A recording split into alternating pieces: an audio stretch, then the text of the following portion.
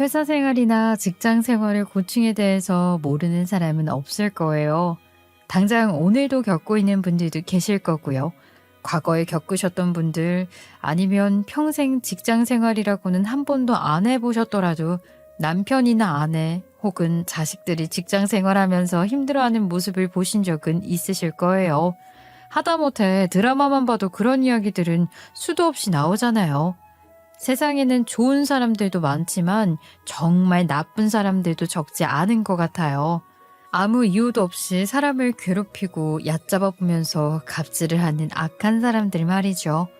큰 회사라면 동료 회사나 선후배 사이에서 쉽게 생길 수 있는 일이고, 회사가 작다면 회사 오너, 그러니까 사장이나 대표에게 당할 수도 있는 일인 것 같아요.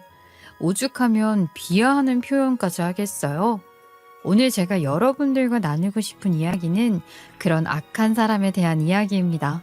한 치 앞을 모르고 약한 사람을 업신여기던 그 사람이 어떻게 되었는지 여기저기 소문을 내고 싶어요. 아직도 그런 사고방식을 가진 사람들이 아 뜨거워라 찔려하며 자신의 삶을 돌아보는 계기가 되었으면 싶어서 말이죠. 권선징악, 인과응보 그런 게 캐캐묵은 전래동화에서나 나오는 이야기가 아니니까요. 안녕하세요. 저는 30대 초반으로 임신 6개월 차에 접어들고 있는 예비맘이랍니다. 저는 어렸을 때부터 심리학에 관심이 많았고 제대로 공부를 해보고 싶은 마음에 대학에서 심리학을 전공했는데요. 막상 전공으로 선택해 공부를 해보니 재미는 있었지만 석사, 박사까지 할 자신은 없더라고요. 엄마, 나 석사 진학 안 할까 봐. 고민 많이 했는데 안 하는 게 많은 것 같아. 왜? 계속 공부해서 박사도 하고 교수도 하고 싶다더니? 그새 재미없어졌어? 아니, 지금도 재미는 없어. 근데 지치지 않고 계속 공부를 할 수 있을지 모르겠어. 공부 계속하고 있는 선배들 보면 내가 저렇게 할 수 있을까 싶더라고. 심리학 계속 공부해도 이걸로 할 수 있는 일도 별로 없는데 취미처럼 할 거면 꼭 진학 안 해도 언제든지 할 수 있으니까 석사 진학 포기하고 공무원 시험 같은 거 준비해 볼래. 그렇게 학부 졸업 후 석사 진학을 포기하고 구급 공무원 시험을 준비했어요. 거주지를 옮겨 다니는 게 싫어서 지방직으로 응시했고 1년 반 준비해서 합격하고 구청으로 발령받아 근무를 했었죠. 그런데 근무 2년 차에 접어들 때 몸에 이상이 왔어요. 예, 수인아, 너 아무래도 병원 한번 가보는 게 좋지 않겠니? 맨날 피곤하다고 쉬는 날 어디 나가지도 않고 잠만 자길래 일이 많이 힘든가 보다 그런 줄로만 생각했는데 그게 아닌 것 같아. 엄마가 볼 때 무기력증도 심한 것 같고 갑자기 살도 많이 쪘잖아. 뭘 그렇게 특별히 많이 먹은 것도 아니고 넌 야식도 잘 안 먹고 폭식도 안 하는데 말이야. 엄마랑 그 병원 한번 가보자, 응? 엄마 말이 맞았어요.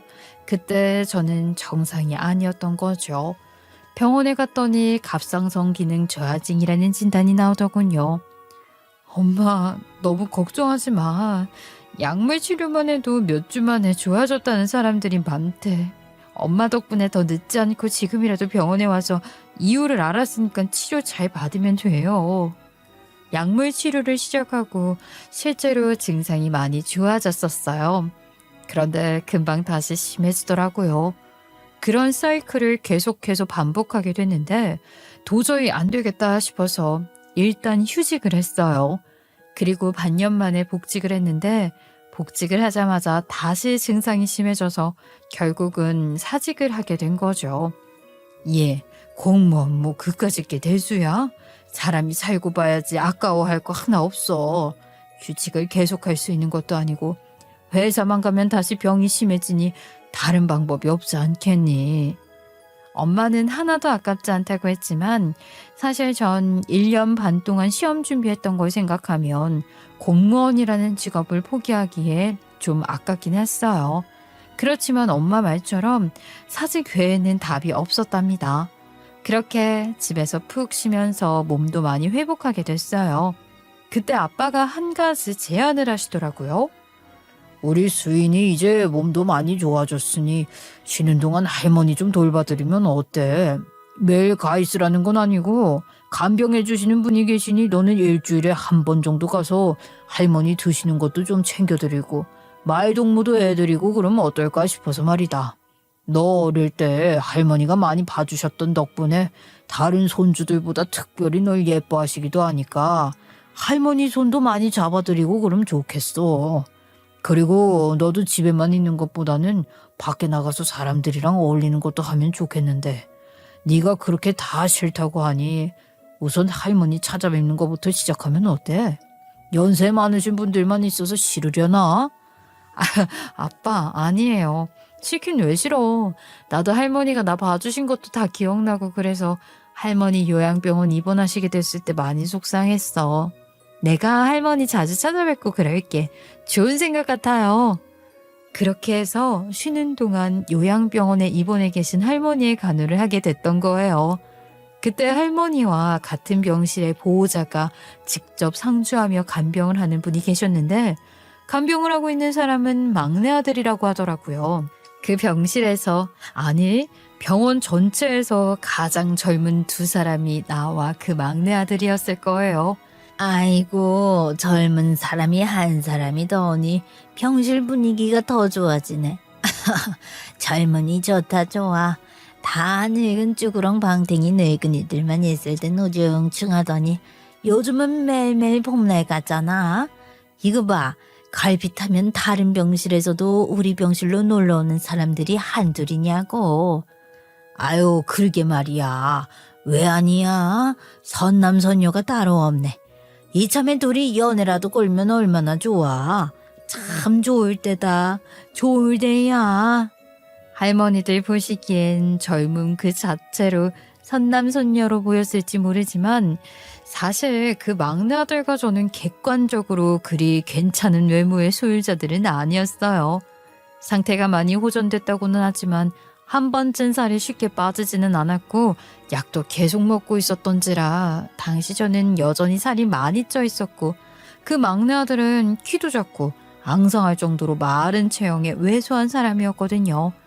그러나 할머니들이 얼마나 유난을 떠셨던지 급기야 할머니가 엄마 아빠에게까지 그 사람 얘기를 하셨던 모양이었죠.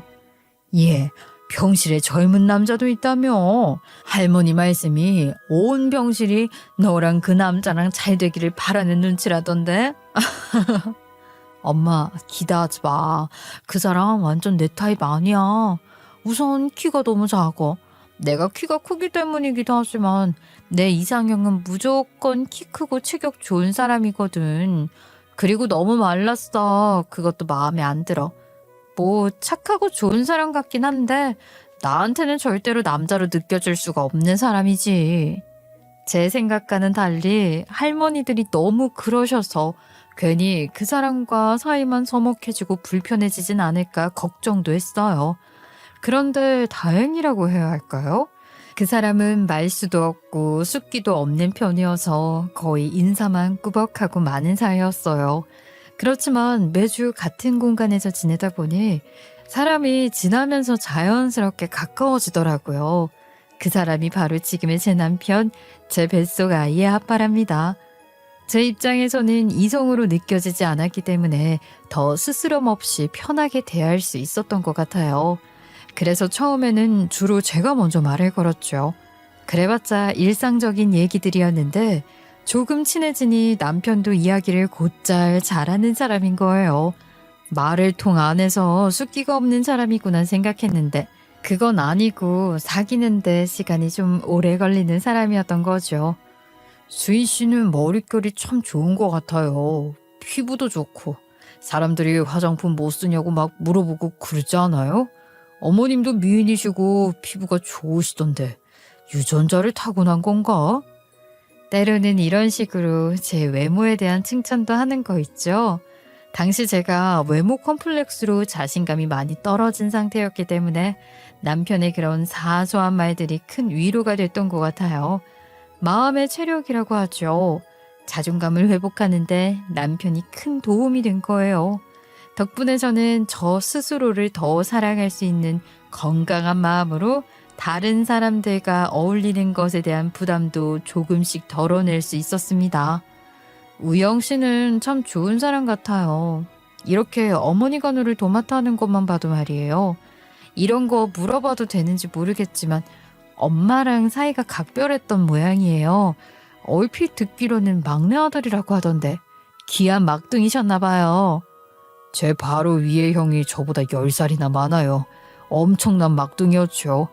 저 가지셨을 때 낳지 말라는 얘기도 많았다고 하고 실제로 저 낳을 때 죽을 고비를 넘길 정도로 고생을 많이 하셨어요. 저한테는 너무 애틋한 엄마죠.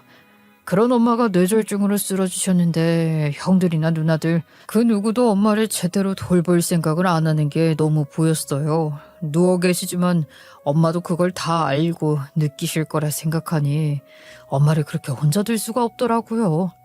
그때 대학 졸업반이었는데 졸업만 하고 줄곧 엄마 옆에서 간병을 한 거죠. 제가 뭐 특별히 착하고 그렇다기보다는 상황이 절 그렇게 만든 거예요. 제 얘기를 하고 나니까 괜히 머쓱해지네요. 그렇게 개인적인 얘기들도 나누는 사이가 되고 얼마 안에 있어 남편과 저는 연인 사이가 되었어요. 연애라고 해봤자 병실에서 할머니들과 같이 보내는 시간이 대부분이었고 가끔 병원 근처에서 점심을 같이 먹는 정도가 전부였지만 할머니들이 주무실 때나 밤 늦은 시간에 가족 휴게실에서 영화도 같이 보고 그렇게 나름대로 데이트도 했어요. 물론 제가 할머니가 계시는 요양병원으로 찾아뵙는 횟수도 더 많아졌고 말이에요. 남편은 저보다 3살 연상이었는데 대학을 졸업한 이후로 취직도 안 하고 어머니 간병을 도맡아 한 거였죠. 저와 남편이 연인 사이가 된 지 1년이 채 되지 않았을 무렵 남편이 어머니 간병을 시작한 지 6년 만에 남편의 어머니는 돌아가셨습니다. 남편의 아버지는 이미 오래전에 돌아가셨고 어머니가 쓰러진 이후로는 형 누나들에게 크게 실망한 남편은 평소에도 의도적으로 연락을 피하는 것 같았고 그리 가깝게 지내고 싶어 하지 않는 것 같았으니 가족이 있어도 없는 것과 다름없었죠. 장례식장에서 보니 어머니를 떠나보낸 슬픔에 더해 그런 외롭고 쓸쓸한 모습들이 남편을 더 안쓰럽게 보이게 하더라고요. 그래서 제가 먼저 청혼을 했어요. 우영 씨처럼 착한 아들이 어머니 곁을 늘 지켰으니 어머니도 좋은 마음으로 좋은 곳에 가셔서 편히 계실 거예요. 너무 슬퍼하지 말고 힘내요. 그리고 외롭다고 생각하지 마. 우리 아직 사귄 지 1년 정도밖에 안 됐지만 나는 우영 씨랑 평생 같이 살고 싶다는 확신이 생겼어. 언제나 우영 씨 편을 들어줄 수 있는 사람, 세상 누구보다 든든한 가족을 갖게 해주고 싶어. 나랑 결혼할래요? 남편과 저는 그렇게 애틋한 마음을 갖고 결혼을 했어요. 그 사이 제 병도 정말 많이 좋아졌답니다. 갑상선 기능 저하증이 완치라는 게 없는 병이지만 관리만 잘하면 큰 문제가 되지 않는 병이거든요. 컨디션에 따라 증상이 없어졌다 나타났다를 반복했는데 결혼할 당시에는 아주 많이 좋아졌던 상태였죠. 남편에게 청혼을 하면서 약속했던 것처럼 좋은 가족을 만들어주고 싶었기 때문에 저는 아이도 빨리 갖고 싶었어요. 그런데 제가 마음만 있었지 모르는 게 너무 많았더라고요. 엄마의 갑상선 호르몬이 태아의 두뇌 발달에 영향을 미치기 때문에 저처럼 갑상선 호르몬이 부족해지는 병을 앓고 있는 사람이 임신을 하게 될 경우 태아의 정신 발육이 지연되거나 신경학적 장애가 나타날 수 있다고 하는 거예요. 겁을 잔뜩 먹고 아이 갖는 걸 계속 미루기만 했는데 남편이 그런 제게 다시 용기를 줬어요. 이제 자기가 원하던 우리 아이 갖는 거 더 미루지 말자. 수치가 말해주잖아. 병원에서 의사 선생님도 관리만 잘하면 문제 없을 거라고 하셨고 말이야. 검사 잘 받고 더 신경 쓰면 되지. 걱정하지 말고 아이 갖자.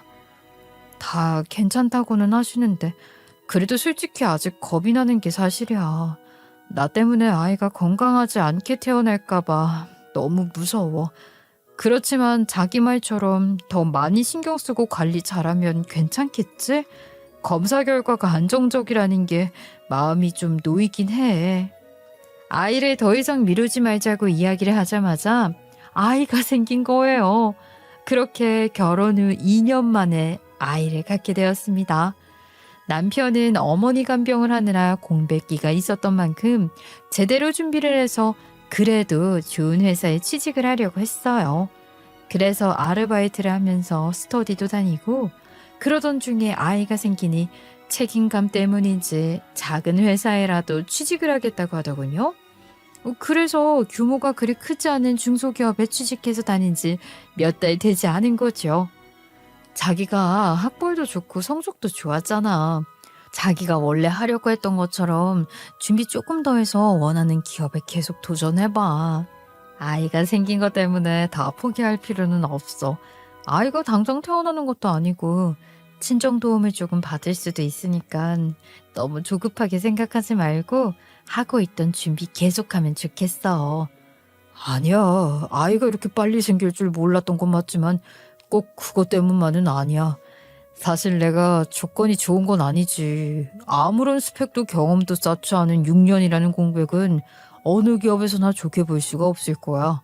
나이만 많은 신입이나 나보다 나이는 어리고 연차는 높은 선배들도 많을 텐데 불편하겠지. 대기업 아니라 중소기업이라고 해도 회사 입장에서는 내가 그리 좋은 조건은 아닐 거야. 그래도 출근하라는 회사가 있으니 입사해서 열심히 다녀보고 싶어. 사실 남편은 수재들만 간다는 대학의 영문과를 나왔어요. 학교 성적도 최상위권이었고요. 그렇지만 남편 말처럼 전쟁 같은 취업 시장에서 불리한 부분이 분명 있는 거죠. 원하던 대기업은 아니지만 누구보다 성실하고 능력 있는 사람이니 금방 적응하고 인정받을 거라 생각했고 더 좋은 기회가 얼마든지 생길 거라고 생각했어요. 그런 마음으로 내조도 잘해주고 싶었기 때문에 남편이 퇴근하면 회사 생활이 어땠는지 같은 것도 자세히 물어보면서 제가 해줄 수 있는 건 없는지 살피려고 했답니다. 남편의 회사는 무역회사로 주로 건축 자재를 취급하고 있었고 남편은 영어에 능통하다는 장점을 어필해 입사한 거였어요. 야근도 많았고 때때로 휴일 근무도 덜어 있었고 회식도 잦은 편이었는데 남편의 경우 회식을 가장 힘들어했어요. 일로 생각해야 하는 영업은 물론이고 회사 사람들끼리 어울리는 회식도 있었는데 술도 잘 못 마시고 숫기도 없는 남편에게는 힘든 자리임이 틀림없을 거예요. 자기 회사 홈페이지 관리는 누가 하는 거야? 솔직히 남들 보라고 만들어 놓은 홈페이지에 올린 내용을 다 믿을 수는 없겠지만 정말 가족적인 분위기 같더라고. 직원들끼리 가깝게 지내고 자유롭고 그리고 복지에도 신경을 많이 쓰는 것 같고 말이야. 홈페이지만 보면 무슨 구글 부럽지 않은 회사던데? 실제 분위기는 어때? 정말 그렇게 수평적이고 자유로운 분위기야? 괜찮은 것 같아. 신경도 많이 쓰는 것 같고. 자세하게 얘기 좀 해봐. 궁금해. 지난번 가족 동반 체육대회 때 좀 무리를 해서라도 갈 걸 그랬나 봐. 그때 몸이 안 좋기도 하고 자기도 그냥 쉬라고 하고 그래서 안 갔는데 계속 후회되는 거 있지? 그때 내가 가서 대표님한테 눈도장 콱 찍고 자기 상사나 그 와이프 같은 사람들이랑도 좀 친해놓고 그럼 좋았을 텐데 말이야. 그지? 네, 그랬어요. 남편의 회사는 특히 직원들 복지와 함께 어울리는 자유롭고 가족적인 분위기를 대외적으로 내세우고 있었고 직원들의 가족들까지 함께 어울리는 행사도 정기적으로 만들고 있었거든요. 입사 후 처음 있었던 체육대회 행사에는 가지 못했지만 두 번째 가족 동반 행사에는 꼭 참여할 작정으로 기다리고 있었죠. 근데 마침 근교로 피크닉을 가는 가족 동반 행사 공지가 떴더라고요. 와, 드디어 가족 동반 행사다. 너무너무 잘 됐어. 나 요즘 컨디션도 엄청 좋고 날씨도 너무 좋을 때잖아. 가서 바람도 쐬고 너무 좋겠다. 모처럼 요리 솜씨 좀 발휘해봐. 대표님 뭐 좋아하시는지 알아? 자기 바로 위 손님은 뭐 좋아해? 요즘 제철 재료가 뭐가 있나? 생각 좀 해봐야겠어. 이번에 가서 제대로 인사하고 인맥 뚫어놔야지. 내조의 여왕이 될 테니까 기대해. 자기도 가려고? 아니야. 아무리 근교여도 주말에는 차도 막히고 왔다 갔다 하는 것만 해도 힘들 거야. 괜히 무리하지 말고 쉬어. 점심만 먹고 오는 행사인데 뭐. 나 혼자 금방 다녀올게. 가족들 참여가 필수도 아니고 실제로 오는 사람들도 그렇게 많지도 않은 것 같아. 무슨 소리야. 홈페이지에 올려놓은 거 보니까 거의 다 부부 동반의 여자친구, 뭐 애들까지. 사람들 엄청 많던데 뭐. 나 정말 괜찮아. 가고 싶어서 그래. 아니, 그래도 자기 힘들까봐 그러지. 다음 행사 또 금방 있을 거니까 그때 다시 생각해보든지 그러자. 그게 좋겠어. 내가 가고 싶어서 그런다는데 왜 이렇게 못 오게 하려는 거야? 내가 같이 가는 거 싫어? 왜? 혹시 뭐 내가 살이 너무 쪄서 사람들한테 보여주기 창피해서 그래? 말도 얼버무리면서 긋고 말리는 게 너무 이상하잖아. 그게 무슨 소리야. 그럴 리가 있어? 무슨 그런 얘기를 해. 아니, 당신은 말이야. 사람이 기껏 걱정해서 하는 얘기를 왜 그렇게 고깝게 들어. 자기 힘들까봐 그러지. 차도 오래 타야 하고 주말에 기온도 떨어진다는데 감기라도 걸릴까봐 그런다고. 임신까지 해서는 남들보다 몇 배나 신경 쓰고 있으면서 이렇게 조심성이 없어? 하면서 갑자기 성질을 내는 거예요. 아니, 평상시에는 화가 나도 예민해도 늘 차분했던 사람인데 왜 그렇게 짜증을 내는지 저도 순간적으로 당황해서 일단 남편에게는 알겠다고 안 간다고 하고 말았거든요. 근데 생각할수록 수상하더라고요. 제가 살찐 걸 부끄러워할 사람도 아니고 심지어 임신까지 한 와이프가 살이 좀 찐 게 뭐 그렇게 감출 일도 아니잖아요. 급기야 설마? 회사에 뭐 오피스 와이프 같은 거라도 두고 있는 건 아니겠지?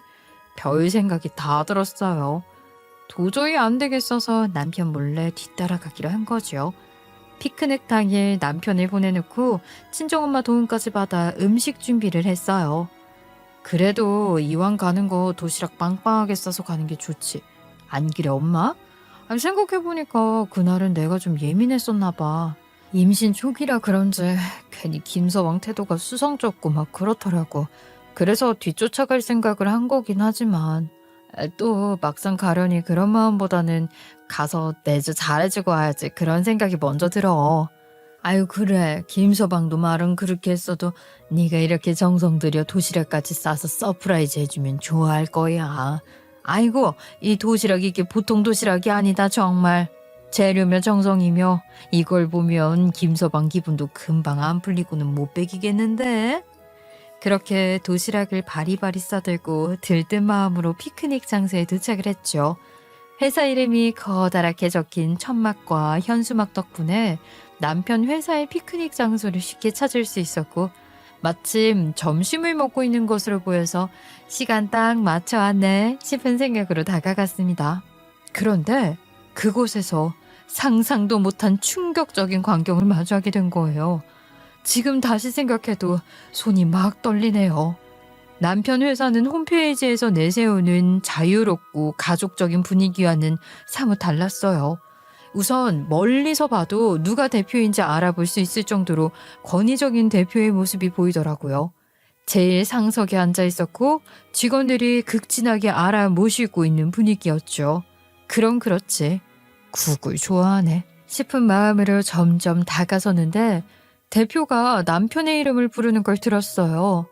야야 김우영 차에 가서 생수 박스 좀 가져와. 뭐 물이 모자라잖아. 이런 건 일일이 시키지 않아도 미리미리 살펴서 알아서 좀 해라. 너 같은 건 이런 허드렛 일이나 하는 게 맞아. 이런 게 딱인데 이거마저도 제대로 못하면 어떡하냐? 업무나 잡무나 뭐 하나 제대로 하는 게 없다니까. 그러니 이걸 어디다 써먹냐? 눈치 없어? 물이라도 제깍제깍 가져오고 그래야 할 거 아니야. 너 연대 나온 거 맞냐? 그거 다 위조한 거 아니야? 아휴 저걸 그냥 정식 채용한 거라 확 자를 수도 없고 무슨 구실이라도 만들어서 잘라버리든가 해야지.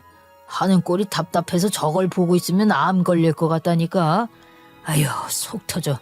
야야 너희 엄마는 너 이렇게 낳고도 미역국 드셨대냐? 야 얼른 가서 물이나 가져오라고. 회사 대표라는 인간이 그렇게 순식간에 남편에게 인격모독, 부모까지 들먹이며 도를 넘는 폭언을 쏟아내는 동안 누구 하나 그걸 말리거나 등유하는 모습이 없더라고요. 대표나 다른 직원들의 행동으로 봤을 때 하루 이틀 당한 게 아니구나 싶었죠. 남편은 이런 꼴을 당하며 회사에 다니고 있었던 거였고 이걸 보여줄 수 없으니 그렇게 강경하게 오지 말라고 저를 말렸던 거였어요. 남편답지 않게 성질까지 내면서 말이에요. 그런 생각에 눈물이 왈칵 고이는데 대표 바로 옆에 있던 직급이 좀 높아 보이는 한 직원이 남편 앞에 차키를 던지더니 한다는 소리가 대표님, 김우영 씨 어제 정시 퇴근했어요. 임신한 와이프가 아프다고 다른 사람들 다 예약은 하는데 글쎄 지 혼자 칼퇴를 하더라고요. 업무 분위기를 아주 흐리고 있습니다. 이 정도면 해고 사유가 되고도 남지 않겠습니까? 증인도 한둘이 아닌데 말이죠. 아주 전형적인 아청꾼으로 보였어요. 나중에 남편한테 들으니 박정국 상무라고 대표 처가 쪽 어디 낙하산이라던데 능력도 없고 하는 일이라곤 대표 비유 맞추고 직원들 근태랑 사생활까지 감시해서 대표한테 다 일러바치는 게 전부인 인간이래요. 하여간 그 박상무라는 인간이 하는 말을 듣더니 대표는 신이 나서 폭주를 하더라고요. 야, 여기 마누라 임신 안 해본 직원이 몇이나 있을 거 같냐? 어? 그런데 아무도 너처럼 그렇게 티낸 사람 없었어. 그따위로 할 거면 평생 집에서 마누라 수발이나 들게 확 잘라줄게. 그거라도 잘하려나 모르겠지만 내 할 바 아니지 뭐. 마누라한테도 잘리거나 말거나. 진심으로 미친놈인가 싶었어요. 저런 놈이 회사 대표라니 도저히 들어줄 수가 없더라고요. 그래서 저도 모르게 천막 안으로 뛰어들어가며 소리를 질렀죠. 내가 그 임신한 마누라다, 어? 내가 그 마누라라고. 지금 이 순간부터 내 남편 내가 접수할 거니까 인생 이딴 식으로 살지 마세요. 이런 인격모독 부모까지 들먹이면서 제정신이세요? 절대로 그냥 못 넘어가요. 가만히 안 있을 거예요. 자기는 왜 이런 취급을 당하면서 회사에 계속 다닌 거야? 왜 진작 얘기 안 했어? 당장 집에 가자. 당장. 얼른 나와. 거의 울부짖듯이 소리치며 남편을 끌고 나왔습니다. 그리고 친정아빠에게 전화를 걸었어요. 친정아빠와의 통화가 끝나고 채 1시간도 지나지 않았을 때 회사 대표가 남편에게 바로 전화를 하더라고요. 김우영 씨 지금 뭐 어디쯤 갔어? 서울 들어갔어? 아이 어디 있든지 내가 그리 갈게. 우영 씨 집 쪽으로 갈까? 어디로든 갈 테니 시간을 내줘. 지금 당장 좀 만나. 시간 좀 내줘요. 어? 내가 괜히 할 말이 있어서 그래. 내가 김우영 씨한테 그랬던 건 그러니까 크게 될 인재니까 강하게 키우려는 의도 같은 거였어요. 박상무한테 물어봐. 내가 다 계획이 있어서 그렇게 한 건데 혹시라도 오해가 있으면 풀어야 하니까 내가 지금 김우영 씨 있는 곳으로 가겠다는 거지. 김우영 씨? 아이 거참. 그러니까 내가 잘못했어요. 그러니까 일단 만나서 내 얘기 좀 들어봐요. 어? 아주 똥줄이 타서 난리가 난 거죠. 남편은 지금 와이프와 함께 있으니 내일 회사에서 뵙고 말씀드리겠다고 하고 전화를 끊었는데 이후로 직급별로 전화가 줄줄이 오는 거예요. 말 그대로 회사 전체가 발칵 뒤집힌 게 아니고 뭐겠어요. 여보세요? 김우영 씨, 대표님 전화 받았죠? 내일 출근해서 얘기할 수 있는 얘기가 있고 또 오늘 따로 할 얘기가 있고 그런 거 아니겠어요? 그러니까 일단 잠깐이라도 시간 좀 내줄 수 없을까? 대표님이 껄끄러우면 나를 먼저 만나면 어때요? 김우영 씨 이력서에 적힌 주소가 지금 살고 있는 집인가? 그 근처로 가서 다시 전화할 테니까 시간 조금만 내줘요. 그냥 진짜 몇 마디만 하면 돼요. 길게 얘기할 것도 없는데 그래도 전화로 하기는 좀 그러니까 일단 좀 만납시다. 우영 씨, 대체 무슨 일이에요? 대표가 난리치면서 미쳐 날뛰는데 우리는 영문도 모르고 정신없어 죽겠네 정말. 나더러 내가 김우영 씨 사수니까 책임지고 우영 씨랑 지금 당장 만날 수 있게 하라는데 도대체 무슨 소리인지 정말. 뭐가 어떻게 된 건지도 모르니까 다들 얼떨떨하기도 하고 그런 거야. 우영 씨 와이프가 가만히 안 있겠다고 하더니 뭐 경찰에 신고라도 했어요? 그 심정이야 이해가 가지만 정말 신고한 거예요? 내가 이놈의 회사 다니면서 미친 개처럼 찢어대는 대표 한두 번 본 게 아닌데 이번엔 정말 차원이 다르다니까. 우영 씨 힘들었던 것도 알고 대표가 우영 씨한테 어떻게 했는지 다 알면서 이런 말 해서 좀 그런데 지금 우영 씨 때문에 우리가 다 볶여 죽게 생겼으니까 대표랑 만나서 얘기하면 안 될까요? 아우 진짜 정말 못해 먹겠네. 아니다. 내가 괜한 소리를 했어요. 그냥 못 들은 걸로 하고 대표야 뭐 저러다 말겠지. 어떻게든 될 테니까 우영 씨는 오늘 집에서 푹 쉬고 내일 회사에서 봅시다. 다들 흥분 상태라 그런지 스피커폰도 아닌데 전화기 너머로 전화 건 사람들의 목소리가 제게도 선명하게 들리는 거 있죠. 그렇게 회사에서 차례대로 걸려오는 전화들 중에는 당장 대표랑 만나주라며 남편을 다그치는 사람도 있었고 마지못해 전화를 해서 남편을 위로하거나 제가 정말 대표를 어떻게 할 조치를 취했는지 궁금해서 물어보는 사람도 있었어요. 그렇게 대여섯 통의 전화를 차례대로 받고 남편은 전화기를 꺼버리더라고요.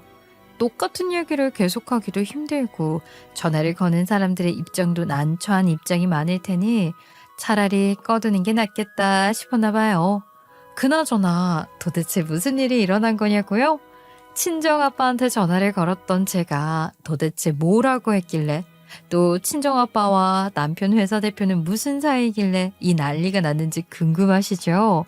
이제 저희 아빠 얘기를 좀 할게요. 아빠는 건설회사를 운영하고 계세요. 아빠는 워커홀릭으로 사는 것을 늘 경계하셨고 가족과 보내는 시간을 중요하게 여기셨기 때문에 사업을 크게 키우고 싶어 하지 않으셨어요. 그 덕분에 역대급 건설 경기 침체에도 작지만 실속 있는 탄탄한 회사로 인정받고 있답니다. 공사 하나가 끝나기 전에 다음 공사를 수주하는 식으로 일을 착착 따내고 있으니 알짜배기 건설회사라 평가받을 만하죠. 아빠는 그렇게 회사를 꾸준히 잘 꾸려오셨던 것 같아요.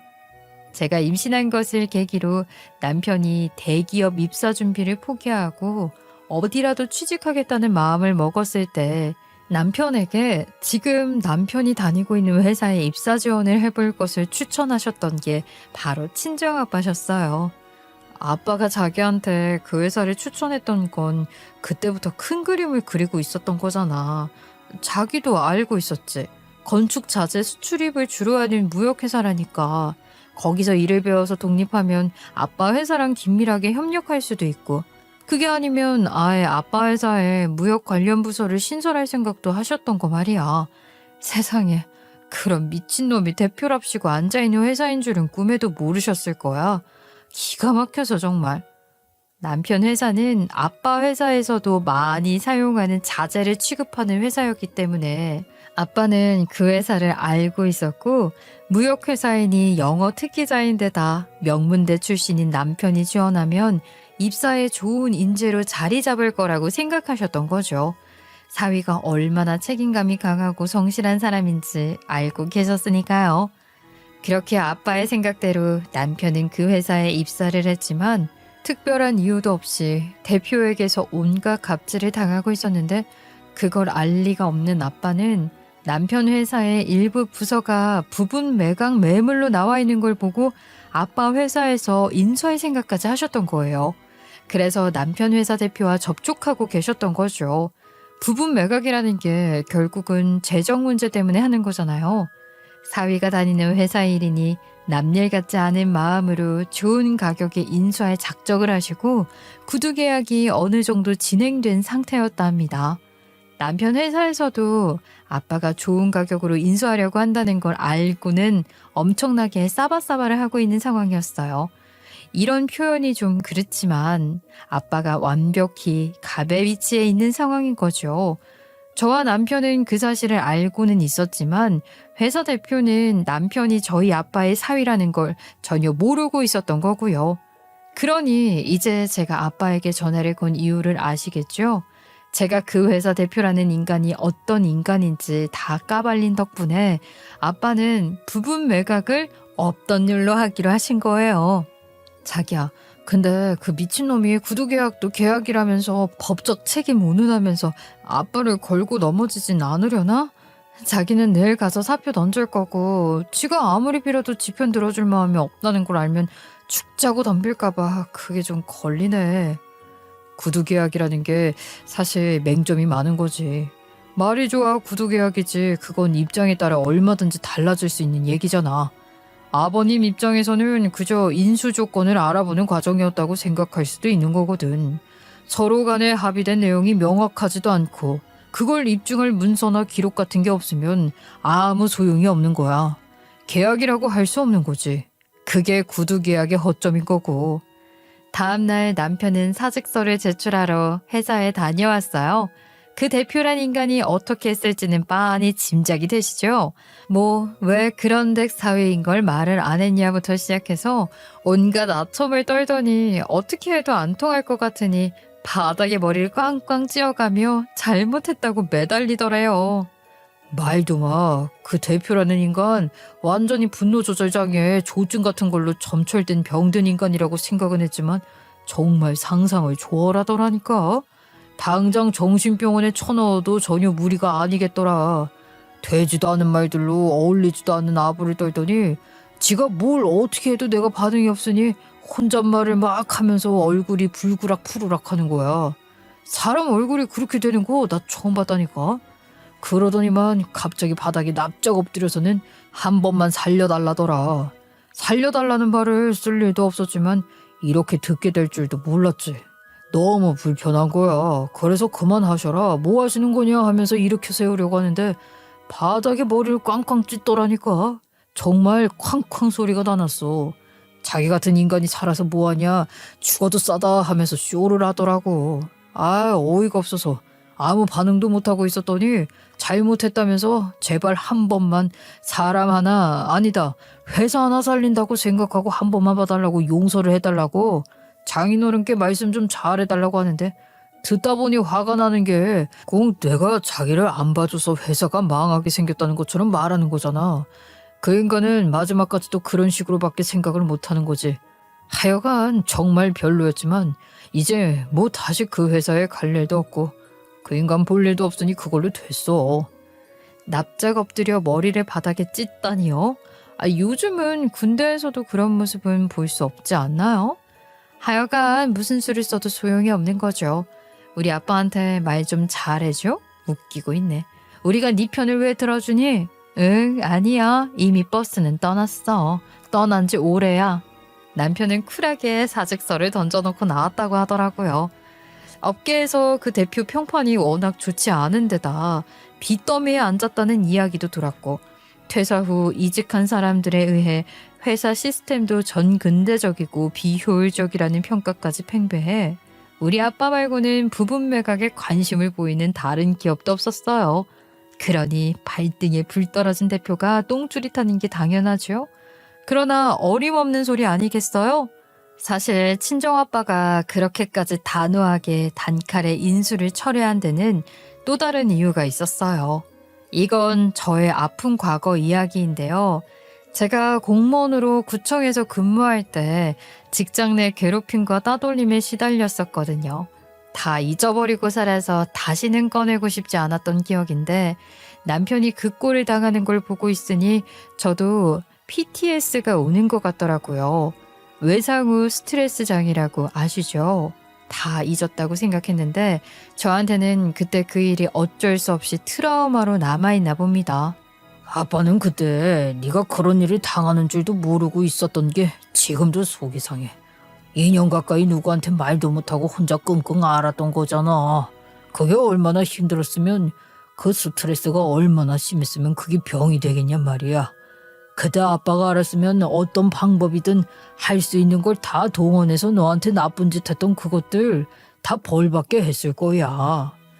아빠, 김서방이 이런 일을 당하고 보니까 그때 아빠가 나한테 왜 진작 말하지 않았냐고 속상해했던 게 어떤 건지 알겠더라. 난 그걸 내 눈으로 직접 봤잖아. 피가 거꾸로 솟는 게 이런 거구나 싶었어. 정말 눈이 확 돌더라니까. 그래도 아빠, 내가 힘들었던 걸로 너무 마음 아파하지 마세요. 난 이제 다 잊었고 너무 잘 살고 있는데 뭐. 갑상선 기능 저하증, 그게 불치병이라고 평생 달고 살아야 하는 병이라고는 하지만 관리만 잘하면 별로 걱정할 것도 없어. 병원이랑 친하게 지내면 건강에 더 신경 쓰고 좋지 뭐. 그나저나 그 회사 대표란 놈은 정말 미친놈 같더라. 그놈 회사 망하는 꼴을 빨리 보고 싶은데 말이에요.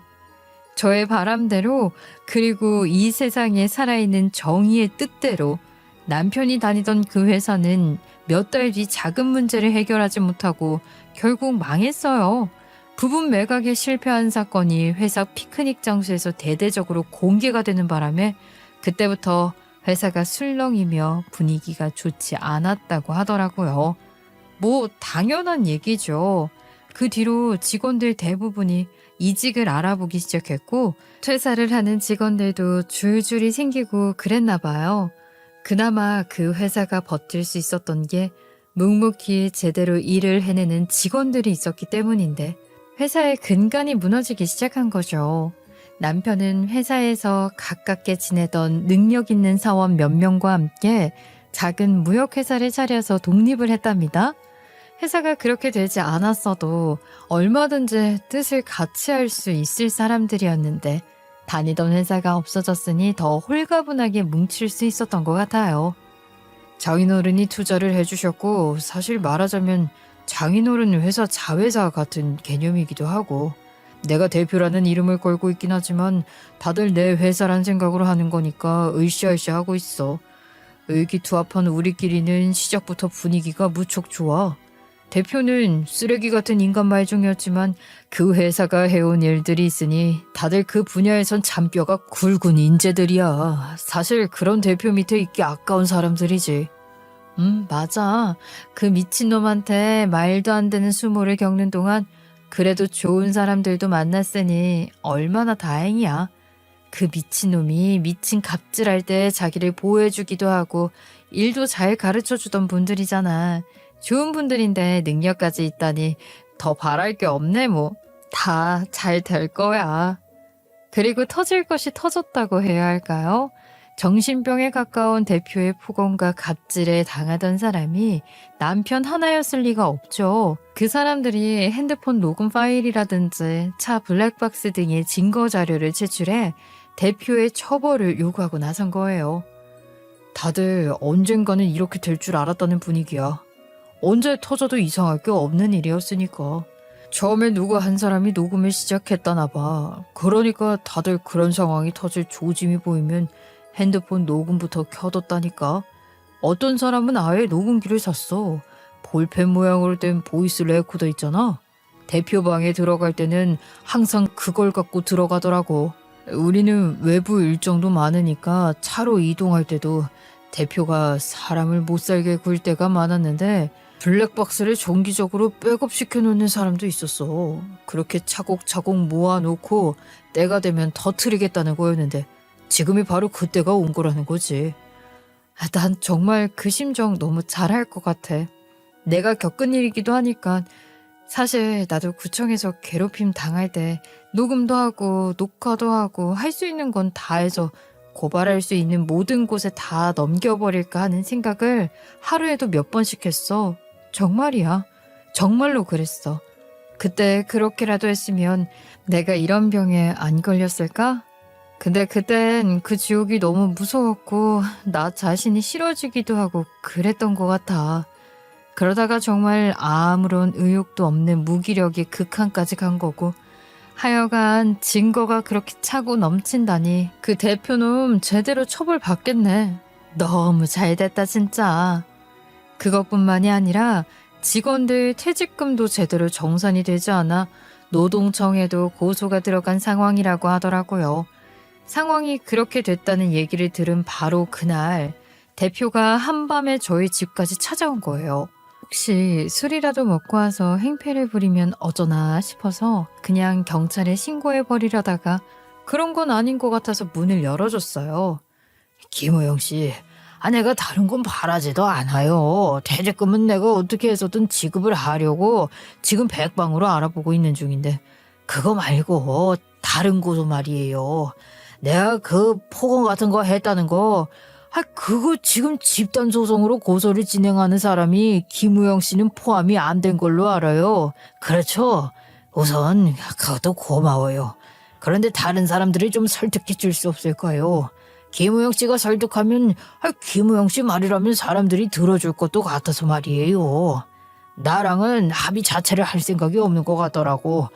회사도 망하고 사업체를 몽땅 다 정리했는데 손에 남은 거 하나 없이 빚까지 졌는데 이 나이에 감옥에 어떻게 가겠어요?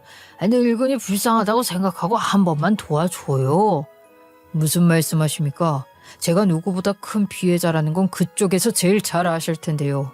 집단 소송에 참여하지는 않았지만 요청이 있다면 얼마든지 법정에 가서 누구보다 거짓 없이 생생한 증언해주고 올 작정입니다. 그리고 퇴직금은 어떻게 정산을 하신다고 하니 다행이네요. 그거 말고도 그간 야근 수당 같은 것도 제대로 책정되지 않았던 것까지 같이 고발할 거예요. 직원들 모두 그동안 정신적으로든 물질적으로든 피해를 입은 것들을 하나도 빠짐없이 밝히고 고발해서 받을 건 받고 또 처벌받게 할 건 처벌받게 할 거라고 벼르고 있어요. 저도 마찬가지 생각이니까 저한테 찾아오셔서 이러셔봤자 얻어가실 게 없으십니다. 돌아가세요.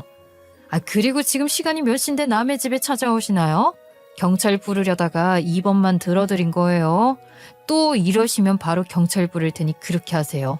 그리고 늙은이라니 서슬이 시퍼렇게 아주 기세 등등하시던데 무슨 늙은이 타령을 속아 웃겠네요. 대표는 그 뒤로 그런 식으로 찾아오거나 전화나 문자를 하지 않았어요. 듣자 하니 그 와중에 박상무란 인간이 회사 공금 일부를 들고 날랐다나 뭐래나 그러더라고요.